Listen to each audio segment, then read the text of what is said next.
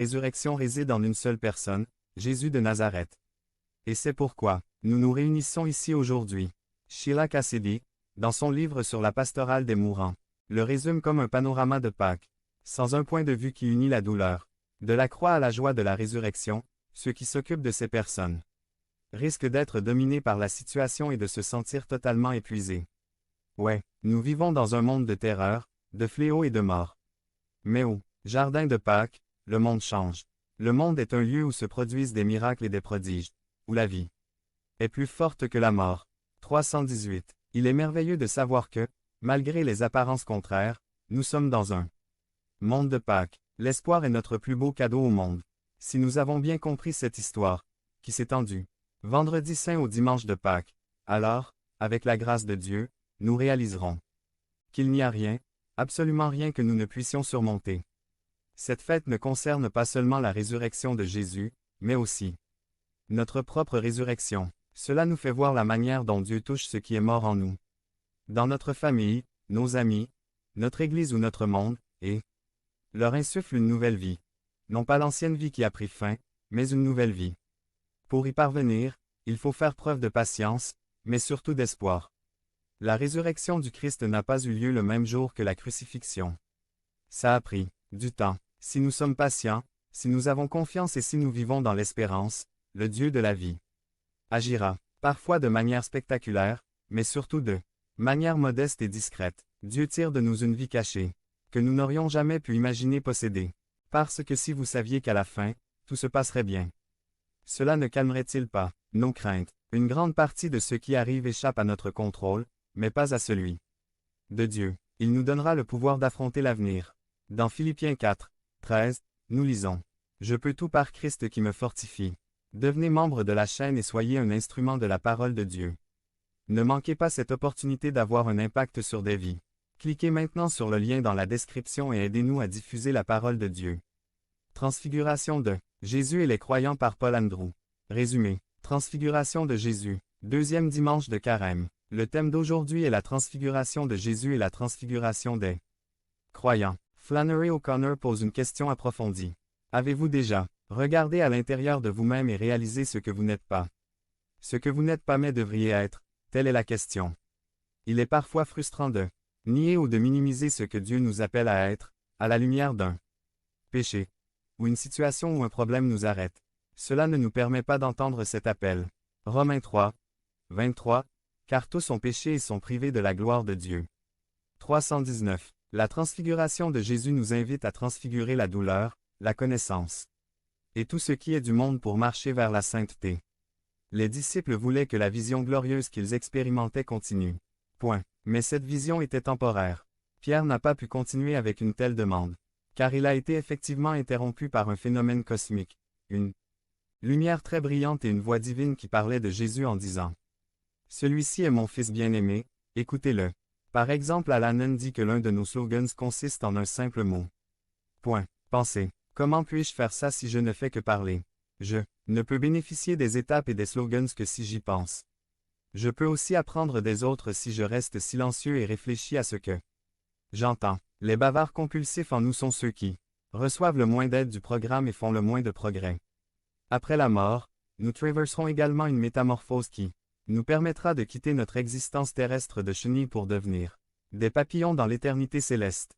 Par exemple, lorsque l'évêque Warren Chandler de l'Église épiscopale était mourant, il parlait à un vieil ami qui était assis à son chevet et lui demandait « As-tu peur de traverser la rivière pour mourir ?» Le vieil évêque sourit et lui dit avec beaucoup de conviction « Mon père possède les terres des deux côtés de la rivière. Pourquoi devrais-je avoir peur de le traverser ?» 2. Le fruit de la prière est l'action et la mission. Le pape Benoît XVI a déclaré « Quand on a la grâce de vivre une forte expérience de Dieu, c'est comme vivre des moments semblables à ceux que les disciples ont vécu lors de la transfiguration. Une joie momentanée qui constitue le bonheur du paradis. Ce sont généralement de courtes expériences qui nous sont données par Dieu, surtout lorsque nous avons beaucoup de difficultés dans la vie. Dieu nous réconforte. Notre deuxième lecture d'aujourd'hui, 2 Timothée 1, 8, dit « Partagez avec moi les souffrances pour la prédication de l'Évangile, soutenues par la force de Dieu. » Faites attention à la question de la formation. Même les moments les plus sublimes d'une union mystique sont destinés à nous permettre d'accomplir les œuvres de Dieu. Le but de la prière n'est pas de rester au sommet de la montagne mais de comprendre l'importance du service. Par exemple, il y a l'histoire d'une dame qui participait à un groupe de prière où toutes les personnes présentes étaient assises en silence. Elle a demandé à la personne à côté d'elle, à quelle heure commence le service? Et il reçut cette réponse. Dès que la réunion sera terminée. Jésus bénit notre service. Dans la première lecture d'aujourd'hui, Abraham entend le commandement divin de quitter ses proches et d'aller à l'endroit que le Seigneur lui montrera. 320. Dans cette courte première lecture, le mot bénédiction apparaît 5 fois. Le Seigneur le bénira et bénira à son tour toutes les communautés de la terre. Jésus est glorifié chaque fois que nous l'adorons dans la messe, dans la prière, dans le service. Il nous aide à nous transfigurer chaque jour de notre vie pour devenir la personne qu'il nous a destinée à être. Devenez membre de la chaîne et soyez un instrument de la parole de Dieu. Ne manquez pas cette opportunité d'avoir un impact sur des vies. Cliquez maintenant sur le lien dans la description et aidez-nous à diffuser la parole de Dieu. Tout pour Nous vous et moi par Rigoberto Galvé. Résumé. Il n'y a qu'une seule façon d'être sauvé et c'est par le sang de L'. Agneau sans tache. Tout pour nous vous et moi par Rigoberto A. Galvé. 1 Pierre 2. 21 à 25 Isaïe 53. 4 à 6. 1 Pierre 2. 21 à 25 Reina Valera 1960 RVR. 21 Car c'est ainsi que tu as été appelé. Parce que le Christ a aussi souffert pour nous. Nous laissant un exemple, afin que vous suiviez ses traces. 22 Qui n'a commis aucun péché, et la fraude n'a pas été trouvée dans sa bouche. 23 Qui, lorsqu'ils l'ont maudit, n'ont pas répondu par une malédiction. Lorsqu'il souffrait, il ne menaçait pas, mais confiait la cause à celui qui juge justement.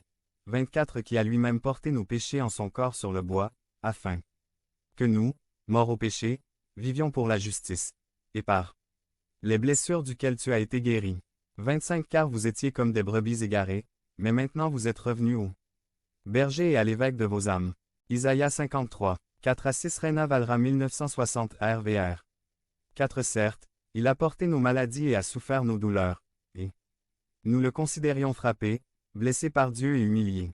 5 Mais il était blessé pour nos transgressions, meurtri pour nos péchés.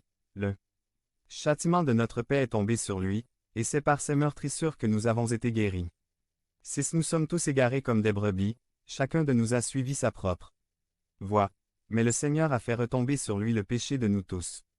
Introduction. Le message de ce matin contient plusieurs phases, état ou étape du croyant, du disciple du Christ. Je ne dirai pas chrétien car aujourd'hui, le terme chrétien est utilisé de manière décontractée. Être chrétien est synonyme de je suis chrétien. Parce que je ne suis rien d'autre, donc par défaut je suis chrétien.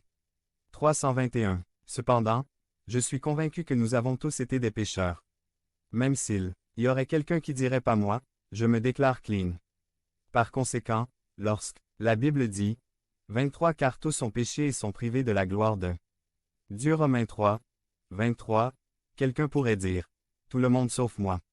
Nous entendons fréquemment les gens dire cette personne a avoir besoin de L'.